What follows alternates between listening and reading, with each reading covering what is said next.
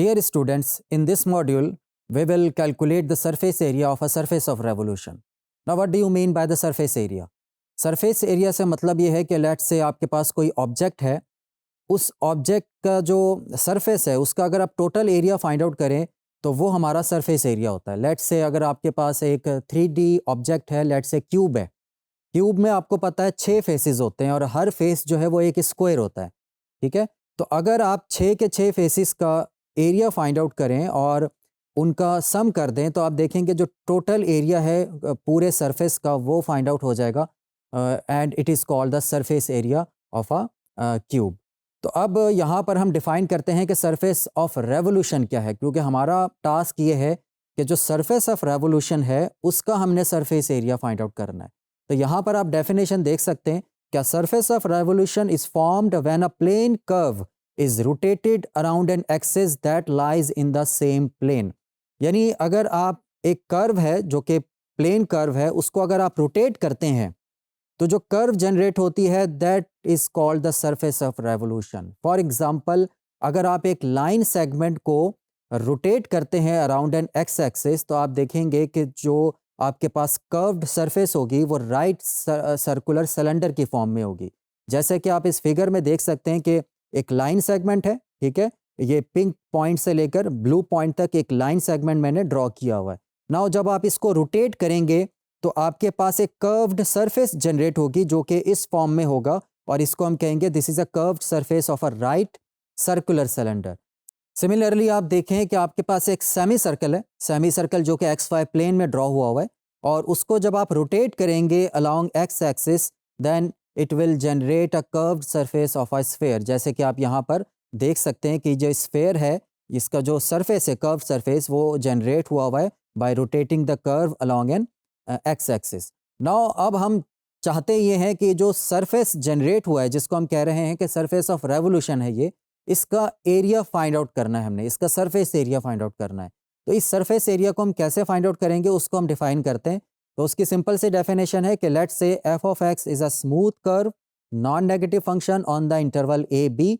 If the curve is revolved around the x axis the resulting surface has the area, जो कि आपके सामने expression की form में लिखा हुआ है। तो this is a definite integral from a to b 2 pi f of x और स्क्वायर रूट के अंदर 1 प्लस एफ डैश एक्स का होल स्क्वायर और साथ में उसको आप इंटीग्रेट करेंगे with respect to x. Similarly अगर आपका फंक्शन जो है in terms of y given हो, if g of y is a smooth non negative function on the closed interval c D then when this function is rotated around y axis, ठीक है, तो आपका जो surface area होगा उसका जो formula होगा कैलकुलेट करने का वो इस किस्म का होगा। नाउ स्टूडेंट्स, अब हम एग्जाम्पल नंबर 1 करते हैं उस फॉर्मूले को अंडरस्टैंड करने के लिए और उसको इम्प्लीमेंट करने के लिए।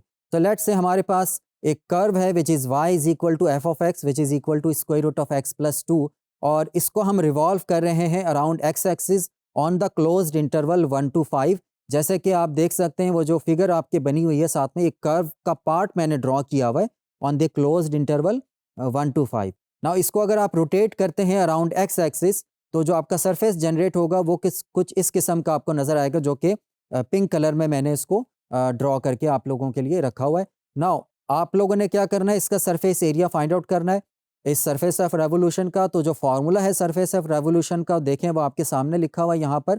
अब यहाँ पर जो फंक्शन है which is square root of x plus 2, उसका जो डेरिवेटिव होगा first derivative which is 1/2 square root of x और जब इसका स्क्वायर लेंगे तो वो 1/4x आ जाएगा।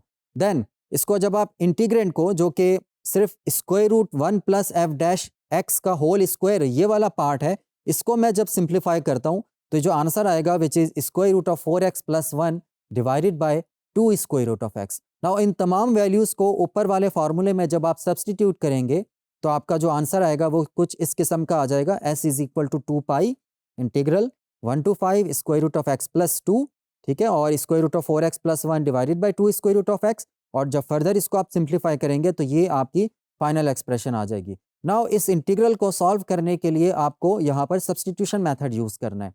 सो लेट्स से हम कह देते हैं कि जो स्क्वायर रूट ऑफ एक्स है ये t के बराबर है। तो चलें इसको थोड़ा सा हम कर लेते हैं कि let t is equal to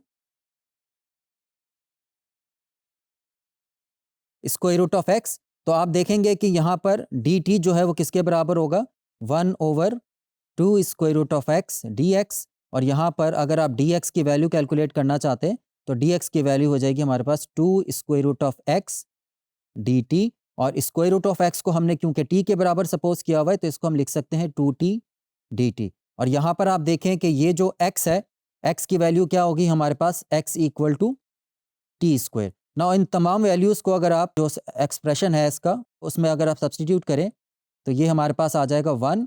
अच्छा, जब x की वैल्यू 1 है तो आप देखेंगे कि t की वैल्यू भी 1 होगी। और when x equal to 5 then t is equal to square root of 5।